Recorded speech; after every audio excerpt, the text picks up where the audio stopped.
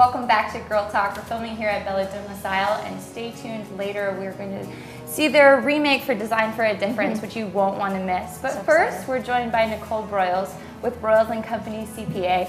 It's always so great having you here. I always learn something new. I think we all do. And you can't go wrong with taxes. So today we're talking about health savings accounts. And Nicole, tell us a little bit about what they are.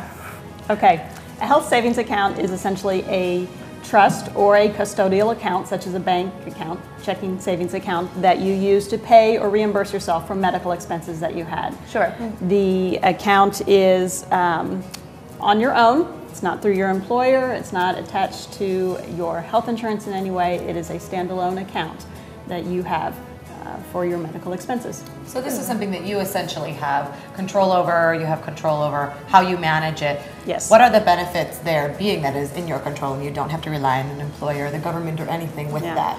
The biggest benefit is the fact that the contributions made to the account are tax deductible. Fantastic. They are. It's a perk.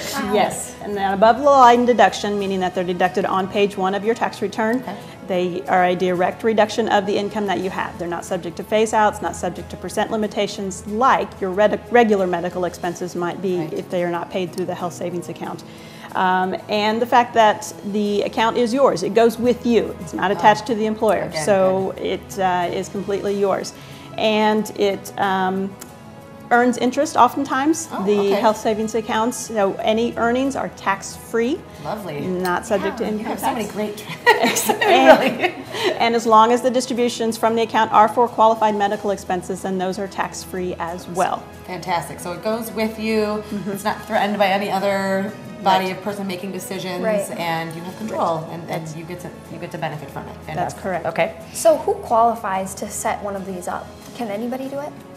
The biggest qualification is that you must have a high deductible health plan. Okay. For a high deductible health plan, an individual, that means your deductible has to be at least $1,300. Okay. If it's family coverage, the deductible has to be at least $2,600. The health savings account is attached to whoever holds that policy. So if mom is the one who has the health insurance through her employer and the policy is in her name, but it covers the dad and it covers the kids, then that health savings account has to be in her name. Gotcha. It's not in dad's name, anybody else's, it's in her name. Sure. It's attached to the policyholder. That makes sense. Okay, yeah, that makes great sense. The other biggest deduction that qualification that we need to make sure we know is that you can't be enrolled in Medicare as well, and you can't be 65. So anybody who's 65 and enrolled in Medicare, you can no longer make contributions to your health savings account, but you can still have it if you had one in place prior to that point, and can continue to use the funds that are left in the account. So this is for a certain income level, maybe, and a certain age range this appeals to and this applies to. Okay. Certainly, yes. Great. Age is a definite factor. Good to know. And then how much money can you put into this account? The maximum contribution you can do if you are a single individual who has single health care coverage is $3,350. If you have a plan that covers the whole family, then the maximum contribution is $6,750.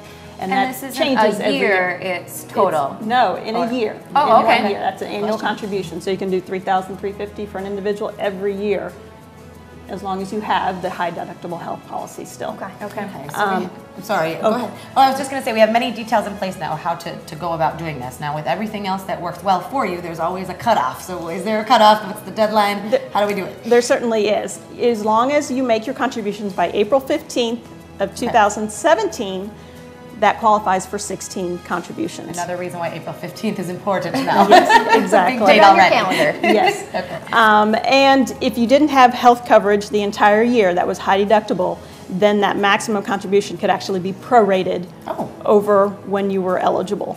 And the other little caveat is that if on December 1 you had coverage, you're eligible all year for that HSA.